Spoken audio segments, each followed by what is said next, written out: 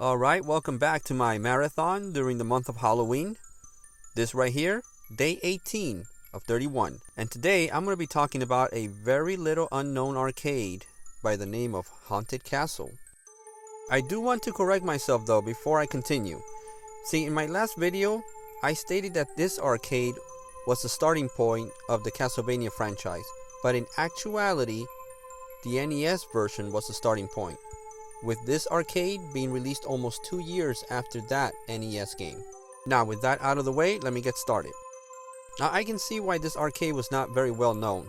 I mean, I never saw it mentioned in magazines, or I never even saw it in my arcade where I grew up.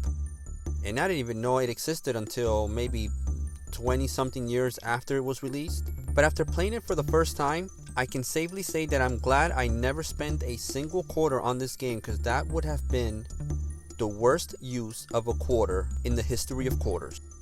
So I found out about the game back online around maybe, I don't know, 2010, 2008, 2010, around there.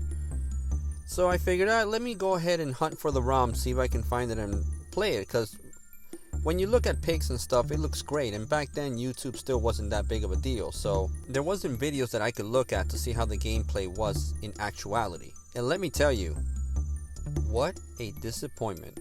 The graphics are not very good, even for an arcade of that era. They are all very muddled, and the color palette is like stuck on a specific set on every stage.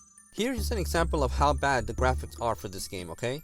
Here's a clip of me playing Rastan, okay? An arcade game that was released 1 year before this game.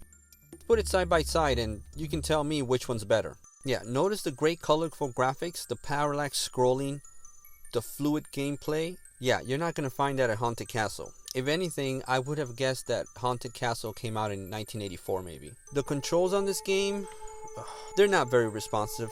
They suck. I mean, your character is also huge, which means that you're going to be taking a lot of hits. And in this game, trust me, you will get hit. The whip hit detection is spotty with smaller enemies like the bat, but luckily, the bats don't take a lot of damage. And unfortunately, the enemies are not the only things you're going to have to deal with during the stages.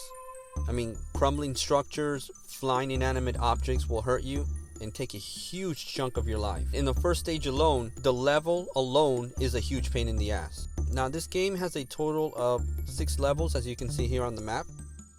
You know, the problem is I can't get past level 3. I can't. I tried. I really tried. And I'm playing it on easy setting. The easiest. And on top of that, the game only gives you a limited amount of times to continue. Yeah, that's another great arcade tool in helping it suck quarters from kids. A shame too, because some of the bosses are kind of neat, like the Frankenstein monster. I mean, I can only grab pics from Google, as you can see here, but there are channels here in YouTube that allow you to watch the whole playthrough in about 17 minutes or so. So let me get down to it. Okay, I don't like this game. Never did.